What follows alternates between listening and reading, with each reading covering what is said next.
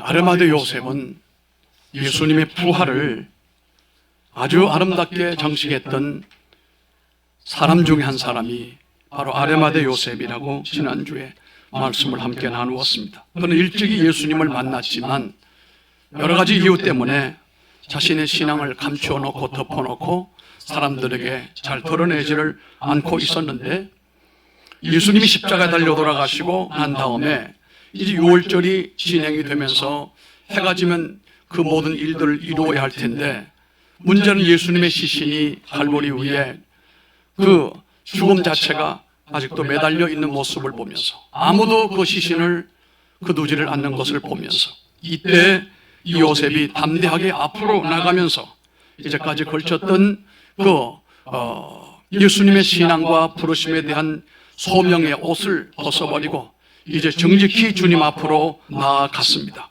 그리고 난 다음에 이 예수님의 시신을 달라고 요청을 함으로 인해서 오늘 말씀을 읽어보게 되면, 이 빌라도라고 하는 사람이 총책임을 맡았는데 빌라도가 아무런 이유를 달지 않고 요셉에게 시신을 전해주는 모습을 보게 됩니다. 그 이유는 요셉이 아주 존경을 받는 공회원이요, 존귀한 사람, 사내들인 공회원이었기 때문에 아무런 이유를 달지를 않았습니다. 그래서 지난 시간 우리가 말씀을 볼 때 이 아르마데 요셉이 공개적으로, 그동안에는 감추어서 아무도 모르게 믿음 생활을 했습니다만, 이제는 공개적으로 자기를 드러내고 사람들 앞에서 여러 가지 불이익이 있을런지 모르겠지만 담대하게 공개적인 신앙생활을 하는 것을 선택했던 것을 보게 됩니다. 오늘은 이어서 두 번째입니다. 아주 모험적인 신앙생활을 선택을 한 것을 보게 됩니다. 여기 말씀 가운데 보면은 이 요셉의 신앙 결단에 대하여 당돌한 결단이다 라고 말씀을 합니다. 43절에 말씀하고 있습니다. 아르마데 사람 요셉이 와서 뭐라고 그랬습니까? 당돌이 빌라도에게 시체를 요구했다는 말입니다. 당돌하게라고 하는 이 말은 성경에서 보게 되면은 아주, 다른 말로 말하면 담대하게, 아주 대담하게, 이런 뜻입니다. 아주 담대하게, 대담하게 나섰습니다. 그동안에는 음성적으로 숨어 있어서 그 신앙이 잘 보이지 않았지만은 이제 사람들이 볼 수 있도록 드러내고 완전히 담대해지게 됐을 때 사람들은 요셉이 주님을 사랑하는 제자라구나, 요셉이 주님을 정말 사랑하는 사람이라구나 알게 되었던 것입니다. 이 당돌하다라고 하는 이 말은 다른 말로 말하면 모험적이다, 이런 뜻이에요. 모험적인 신앙, 그 모험적인 신앙생활을 진행하는 것을 보게 됩니다. 왜 모험적이었을까요? 잘못하게 되면 지금까지 요셉이 쌓아 올렸던 자신의 모든 지위와 그 출세의 담이 한순간에 다 무너질 수 있는 일이에요, 이게. 그런 어떤 사람입니까? 이 43절의 말씀을 계속해서 읽어보게 되면 빌라도에게 가서 예수의 시체를 달라 하니 이 사람은 어떤 사람이라고 했습니까? 존귀한 공회원이요 그랬습니다. 공회원, 이 말은 그 당시 이스라엘을 다스리고 결정하는 중요한 단체는 바로 이스라엘의 70명으로 구성되어져 있는 사내들인 공회였습니다. 우리로 말하면 국회와 같은 역할을 했습니다. 그 사내들인 공회원 70명 가운데 그 누구도 부족한 사람이 없고 존경받지 않는 사람이 없을 정도로 여러모로 최고 스마트한 사람이고 능력이 있는 사람이고 존경을 받는 사람들이었어요. 그 중에 한 사람이었다고 했으니까 말입니다. 국회의원과 비슷한, 그보다 더 나은 그런 힘을 가지고 있는 사람이었는데, 지금 예수님은 누굽니까? 예수님의 재판받는 과정을 보면은 예수님은 범법자예요. 사형을 받아야 될 사람이에요. 그래서 사형을 받은 겁니다. 그런데 그 편에 서겠다, 이 요셉이 예수님 편에 서겠다라고 한다면은 이 일로 인하여 앞으로 벌어질 여러 가지 일들을 염려하지 않을 수가 없잖아요. 자기의 그 지위에도 문제가 있고 자신의 명예에도 문제가 올 수가 있단 말이에요. 그럼에도 불구하고 그는 이 모험을 무릅쓰고 예수님께로 나왔습니다. 그리고 주 앞에 구체적인 헌신을 시작을 했는데, 그리고 그러자마자 그의 삶에 영향을 주는 일들이 나타나기 시작을 합니다. 니고데모를 변화시키고 주변의 사람들에게 영향을 주는 삶이 됐단 말입니다. 예수님이 우리의 모든 죄를 짊어지시고 십자가 위에서 죽으시고 그리고 그 시체를 장사를 지내지 않는 사람들이 있는 가운데 이 요셉의 일로 인하여 그들에게 부끄러움, 그들에게 감동, 그들에게 깨달음이 되었다, 이 말씀입니다. 나의 한 사람의 신앙이 누구인가 영향을 주게 되고 누구인가 감동을 줄 수 있으면 그 믿음은 복된 믿음이라고 저는 봅니다. 여러분 가운데 내가 신앙생활 하지만 신앙생활에 별로 재미가 없는 분, 이런 분이 계시다고 한다면 소위 다시 말하면 내 신앙생활이 전에는 참 좋았는데 매너리즘에 빠져서 내 신앙생활 형편이 없다, 그저 주일날 교회에 왔다 갔다, 이거 외에는 별다른 의미가 없다, 어떤 감격도 없고 다이나믹한 그러한 삶의 생동감도 없고 무기력한 매너리즘에 빠져서 그저 주일날 예배 드리다가 조금 느낌을 받고 그리고 돌아가는 그런 신앙의 삶에 머물고 있다고 한다면 여러분 오늘 요셉처럼 좀 달라지고 싶은 마음 없습니까? 그 방법을 제가 여러분에 가르쳐 드립니다. 오늘 요셉을 보게 되면 한마디로 말하면 예수를 위하여 모든 걸 버리면 돼요. 예수님을 위하여 생명을 바치는 심정이 되면 그 신앙생활에 스파크가 일어나게 되고 새로운 물결이 솟아나게 될 줄로 믿습니다. 주님을 위하여 내가 살리라, 주님을 위한 희생을 다짐을 하고 구체적인 희생 그리고 헌신을 주님 앞에 다짐해 보세요. 내게는 가장 소중한 것을 주 앞에 드리고 주님 앞에 시간을 바치고 사랑을 바치고 그러면서 영혼을 사랑하고 교회를 사랑하고 정말 내 이웃을 사랑하는 구체적인 헌신의 삶을 시작해 보시면 여러분의 삶에 새로운 불꽃이 튈 줄로 믿습니다. 인생이 좀 달라지는 겁니다. 주님은 주 앞에 나오는 사람들에게 이런 모험적인 신앙을 요구하고 계시거든요. 물은 내게 오는 자마다 자기 부모나 처자나 형제나 자매나 및 자기 목숨까지 미워하지 아니하면 내 제자가 될 수가 있다고 말씀을 했어요. 이런 걸 미워해야 된다, 이 말씀이에요. 이걸 보게 되면 파스칼이 말한 것처럼 신앙은 일종의 거룩한 도박이에요. 거룩한 도박이란 말이에요. OM 선교회라고 하는 큰 선교회가 있는데 그 선교회 총재 역할을 했던 조지 보우라고 하는 분이 있었습니다. 조지 보우라고 하는 분이 예수 믿고 난 다음 구원의 확신을 가지고 얼마나 감동을 받았는지 내 삶을 온전히 하나님께 바치겠습니다. 그 젊은 나이에 자신의 미래를 몽땅 주님께 다 바치고 오직 선교한 일에 헌신을 했을 때에 주변의 친구들이 물었습니다. 그렇게 하나님 앞에 바치고 인생을 바치는 소감이 어떠냐? 그때 그는 이런 인상 깊은 말로 대답을 합니다. 나는 오늘 다시는 돌아올 수 없는 다리를 건너갔다고 그랬어요. No nothing back. 돌아갈 수 없는 상태, 돌아갈 수 없는 곳으로 나는 건너서 주님에게로만 건너간다라고 말했어요. 여러분이 돌아갈 수 없는 다리라고 얘기를 할 때마다 알고 있는 얘기가 있습니다. 저 유명한 줄리어스 시저가 영국의 도보 해협을 건너가서 영국을 침공하기 위해서 영국에 도착하자마자 제일 먼저 했던 일이 뭡니까? 그 군대들을 끌고 왔던 태워왔던 그 배들을 모두 불을 살라버리고 말았습니다. 그리고 병사들에게 말했습니다. 줄리어스 시저가 이런 말을 합니다. 자, 제 군대는 이제 돌아갈 배도 없다. 여기서 싸워서 이기는 길밖에 없다고 그랬어요. 군인들이 시저의 그 군인들의 부하들이 뭘 느꼈을까요? 우리는 돌아갈 수 없구나. 이제 앞으로만 가야 되는구나. 싸우는 수밖에 없구나. 바로 이겁니다. 여러분, 예수님이 우리에게 그렇게 말씀하지 않았을까요? 물은 내게 오는 자가 손에 쟁기를 잡고서 만약 뒤를 돌아본다면 그는 하나님의 나라에 합당하지 아니하고 라고 말씀을 했습니다. 우리가 예수 믿고 주 앞에 오는 것은 이미 세상을 버렸어요. 세상 즐거움과 세상의 출세와 세상의 물질의 부귀영화를 다 뒤로 멀리 했단 말이에요. 기왕 믿으려고 한다면 좀 철저하게 시시하게 믿지 말고 이런 모험적인 선택이 여러분에게도 있기를 바랍니다. 이걸 거룩한 도박이라고 이렇게 표현을 했다는 거죠.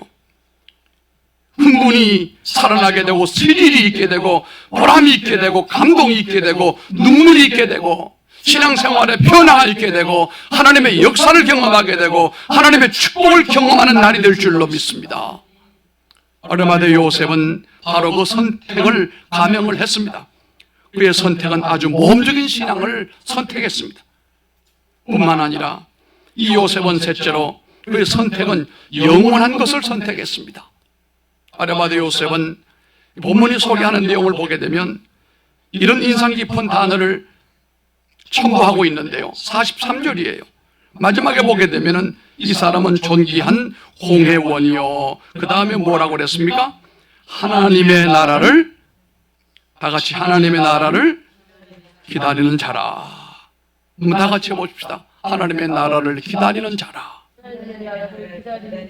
이 말은요, 과거 완료형이 아니에요. 과거에 이 아르마대 요셉이 하나님의 나라를 기다렸던 사람이다, 이런 뜻이 아니고 이것이 현재 분사형이에요. 과거에도 그랬고 지금도 그렇고 앞으로도 그렇다. 앞으로도 이 요셉이라고 하는 사람은 하나님의 나라가 임하는 것을 내가 기다리고 그날의 주인공 되리라, 이런 말입니다. 지금도 하나님의 나라를 기다리는 사람, 지금 예수님은 죽었습니다.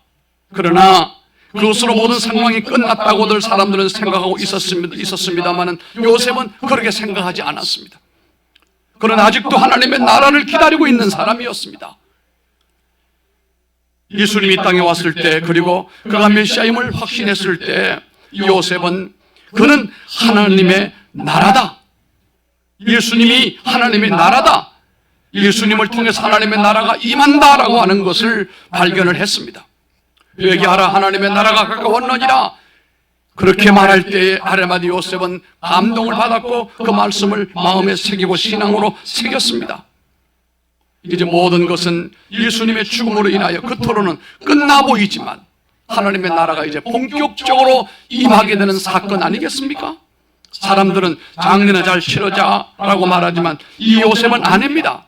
장례 치르는 것은 하나의 과정이고 그 장례를 통해서 이제 다가올 주님의 나라, 하나님의 나라, 이 나라가 임하는 것을 이 요셉은 생각을 했다라고 하는 것입니다. 여러분이 믿음 생활할 때에 주님을 위해 헌신하고 봉사할 때 그것만 생각하면 안 됩니다. 그것은 과정입니다. 그 과정 이후에, 그 행위 이후에, 이 믿음의 결과 이후에 나타날 하나님의 역사와 말씀의 성취를 기억하시기를 바라는 것입니다. 그러나 아마도 요셉은 구약 성경을 많이 읽었을 것으로 여겨지게 됩니다. 구약에 보면 이사야 53장에서 우리가 잘 알고 있는 것처럼 그가 찔림은 우리의 허물을 인하며 그의 상함은 우리의 죄악을 인함이라고 하지 않았습니까? 이 53장을 보시면 그 중에 이런 예언의 말씀이 있습니다. 그는 범죄자 중 하나로 해안임을 얻어 강도들 사이에서 죽을 것이고, 구약에 이미 그 예언이 있었습니다.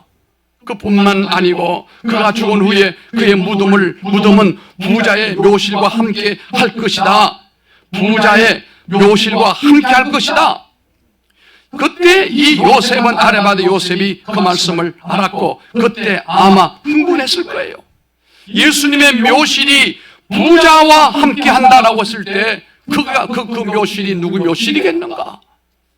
바로 내가 새로 판 무덤을 통하여 내가 부자니까 부자의 묘실에 주님을 모셔야 되겠다라고 하는 이런 생각을, 믿음을 가졌다라고 하는 사실이에요. 그래서 그는 새 무덤을 준비했습니다. 본인이 준비해 놓았던 게 아니라 예수님을 위해서 새롭게 무덤을 사서 준비를 했다, 이런 말입니다. 그리고 오늘 말씀을 보게 되면은 이 요셉이 정결한 세마포를 준비합니다. 세마포 가운데 정결한 것은 가장 값비싼 것이고 사람의 시신을 염을 하고 난 다음에 그 몸에 입혀드리는 좋은 수의입니다.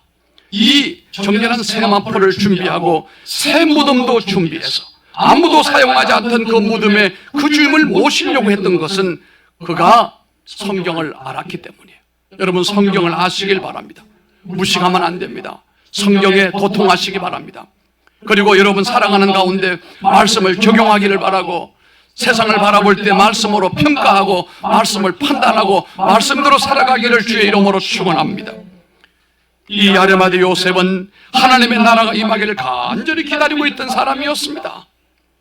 그 영원하신 하나님의 나라를 위해서 그는 기쁘게 자신의 무덤을 내어놓았습니다. 자기 재산을 내어놓았던 거지요. 가장 소중히 여겼던 것을 내는 그분에게 드렸습니다. 그는 이제 지상의 부요를 찾는 사람이 아니라 이제는 저 영원한 명예, 하나님의 부요를 찾는 사람이 되었습니다. 땅의 명예도 소중하지요. 땅의 이름을 구하는 것도 중요하지만 우리 믿는 사람들은 이곳에만 머물면 안 됩니다. 이곳에서 한 단계 위로 올라가서 하나님이 인정하시는 명예를 얻으시길 바랍니다. 사람들은 나를 몰라줘도 좋아요. 아니, 나는 사람들에게 왕따를 당하고 사람들에게 버림을 당하고 사람들에게 거절을 당하고 나는 지금까지 모든 것을 다 잃어버릴 수도 있어요. 신앙 때문에. 그러나 모든 것을 잃어버린다 해도 우리 주님께서 나를 알아주시고 내 믿음을 인정해 주신다고 한다면, 하나님께서 나를 쓰신다고 한다면, 하나님의 나라가 오는 길에 나를 사용하여 주의 영광을 드러내기를 원하신다고 한다면 저는 언제나 아멘입니다. 그리고 그의 인생을 우리가 잘 보게 되면 빛깔이 달라지기 시작했습니다. 그의 삶이 변화가 오기 시작했다는 거예요. 이제까지는 그는 사내들인 공회원으로서 이스라엘을 존경받는 지도자로서 군림을 했지만 이제는 그가 삶이 변화가 옴으로 말미암아 하나님 앞에 존귀하게 쓰임받는 사람이 됐단 말이에요. 예수님의 부활에 있어서, 예수님의 장래에 있어서 가장 빛나는 역할을 했던 사람이 아르마데 요셉이었다는 겁니다. 쓰임을 받았다는 겁니다. 여러분 귀하게 쓰임받기를 바랍니다. 큰 집에는 이런 그릇도 있고 저런 그릇도 있다고 그랬습니다. 금 그릇도 있고 은 그릇도 있고 나무 그릇도 있다고 그랬습니다. 주님이 쓰시는 그릇은 어떤 그릇인가? 깨끗하여 회개하여 새사람이 되어 주님 앞에 헌신하는 그릇이 귀한 그릇이고 그 그릇을 주님이 받아 사용하시고 그 그릇에다 복을 부어주신 줄로 믿으시기를 바랍니다. 아르마디 요셉의 삶은 찬란한 빛깔로 변하여 이제는 사람들의 존경을 받던 사람이 이제는 하나님의 사랑을 받고 하나님의 능력으로 체험을 받고 성령 충만한 경험을 하는 사람으로 바뀌어졌습니다. 그는 진짜 인생을 살아가기 시작을 한 겁니다. 왜냐하면 그의 시선은 더 이상 순간적인 이 땅에 있는 것이 아니었습니다. 지나가 버릴 것, 버리는 영광에 명예를 두지 않았습니다. 지나가 버릴 이름, 지나가 버릴 부여에 그의 관심이 머물지를 않았습니다. 이 세상도 그 정욕도 다 지나갑니다. 여러분 이 땅에서 사람들이 이뤄오는 그 모든 이름도 명예도 부귀도 모든 것도 시간 지나면 다 없어져 버리고 맙니다. 오직 하나님의 뜻을 향하는 이는 영원히 그하느니라. 하늘의 별처럼 빛나느니라 말씀하잖아요. 세상 일에 도취되어 하나님의 영광을 저버리고 하나님의 일을 저버린 사람들은 돌이키시길 바랍니다. 아르마데 요셉이 세상 부귀 영화 다 모든 것을 버리고 오직 주님을 위하여 헌신하며 살았을 때 그의 삶의 빛깔이 달라졌다는 사실입니다. 그의 선택, 그의 결단은 영원을 향한 선택이었고 영원을 향한 결단이었습니다. 후회할 필요가 없는 결단이었다라고 저는 생각을 합니다. 사람이 살다가 세상을 떠날 때 모두가 공감적인 것이 자신의 인생이 어떠했느냐 했을 때 어떤 사람은 이 세상에 일만 위하여 헌신하고 충성하고 이름을 높이고 명예를 위했던 사람들은 그때 한탄하고 큰 후회를 하지요. 내가 괜시니 헛된 일을 했구나. 내가 죽으면 이 모든 것이 네 것이 되겠는데. 그러나 이 땅에서는 멸시를 받고 어려움을 가운데 그냥 그렇게 힘든 가운데 인생을 살았다 할지라도 그날 주님께서 주실 내게 멸류관을 바라보면서 내가 이 세상에서 주의 영광을 위해 일했으니 주님의 이름을 위하여 내가 살았으니 주님께서 내게 복을 주실 것이다, 멸류관 주실 것이다 라고 믿는 마지막 생각하는 사람에게는 주의 놀라운 은혜가 있지 않겠습니까? 인신이 여러분 세상 헛된 것에 정을 두지 마세요. 아무것도 아닙니다. 오죽하면 주님께서 말씀하시기를 정욕도 지나가고 이 세상도 지나가고 모든 것이 다 지나가고 오직 하나님의 뜻을 향하는 자는 영원히 거하느니라고 말씀을 했겠습니까? 미국에 22살 먹은 청년이 하나 있었습니다. 그런데 이 청년은 세계에 뛰어난 놀라운 저음을 가진 아름다운 매력적인 바라톤 보이스를 갖고 있던 청년이었습니다. 이 청년이 노래를 부르면 사람들이 매혹을 하고 인기가 사람들을 구름대를 만들었습니다. 이 소문이 퍼져지게 되니까 미국의 MBC 방송에서 이 청년에게 거액을 주면서 전속으로 삼고자 계약을 체결하자고 요청을 했습니다. 하필이면 그런데 그때 마침 자신과 나이도 비슷한 사람 한 사람이 있는데 복음 전도자예요. 이 복음 전도자가 얼마나 강력하게 복음을 전파하고 대중적으로 이 복음을 전파하는지 늘 그 사람에 대한 이름을 듣고 있었지만 이 사람이 다가왔습니다. 이 청년에게 나이도 비슷한데 손을 잡고 이런 말을 했습니다. 당신이 그렇게 노래를 잘 부르는 것은 하나님의 나라를 위하여 복음을 위하여 하나님께서 사용하시려고 하시는 것이 아니겠느냐 하면서 나는 복음을 전파하는 전도자요, 당신은 이 복음을 노래할 수 있는 찬양 선교사가 되면 참 좋겠습니다. 우리 둘이 하나가 되어 이 시대의 어두움을 밝히면 얼마나 좋겠느냐. 이 말에 감동을 받았어요. 그리고 청년이 이 NBC 방송의 전속 가수로서 그 역을 포기하고 그리고 집으로 돌아왔습니다.